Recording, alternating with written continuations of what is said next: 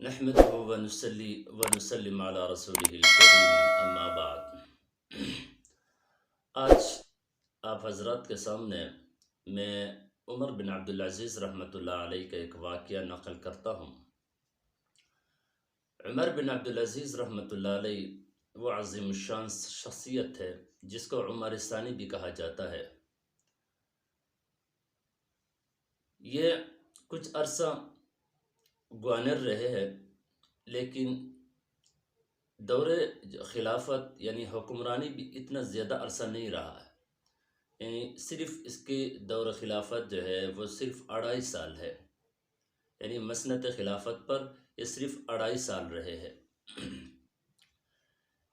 اس سے پہلے یہ گوانر رہے ہیں، لیکن اس 2.5 سال میں اس نے وہ کام کیے کہ شاید اس کی مثال، اس کی نظیر قیامت تک پھر مل سکے۔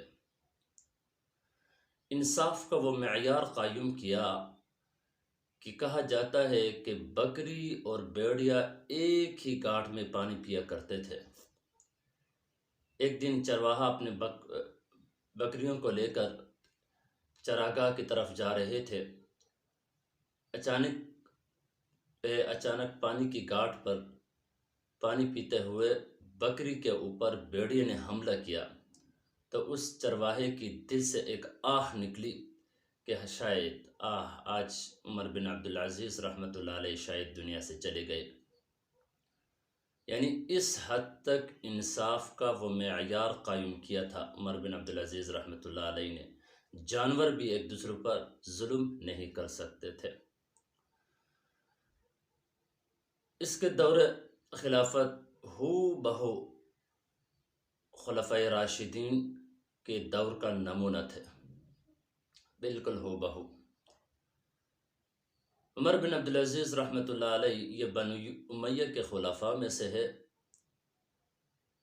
اور یاد رکھیے گا عمر بن عبدالعزیز رحمۃ اللہ علیہ وہ شخصیت ہے جو بچپن سے لے کر جوانی تک سونے کے چمچے سے کھانا کھایا کرتے تھے۔ اللہ نے اتنے مال و دولت سے ان کو نوازا تھا، لیکن جب حکمران بنے ان کی زندگی بدل گئی۔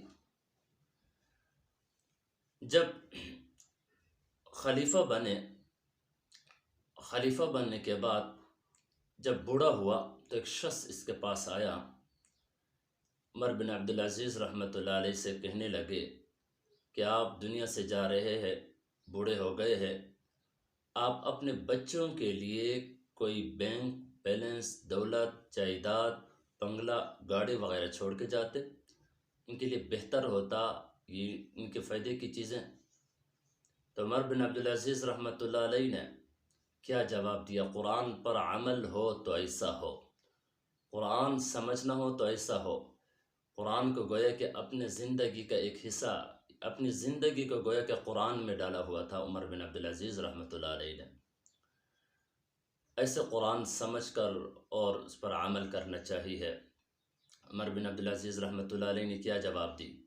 جواب یہ دیا کہ میرے بچوں کے زندگی 2 حال سے خالی نہیں ہے، میرے بچوں کی زندگی 2 حال سے خالی نہیں، یا یہ وہ صالحین ہوں گے یا مجرمین ہوں گے۔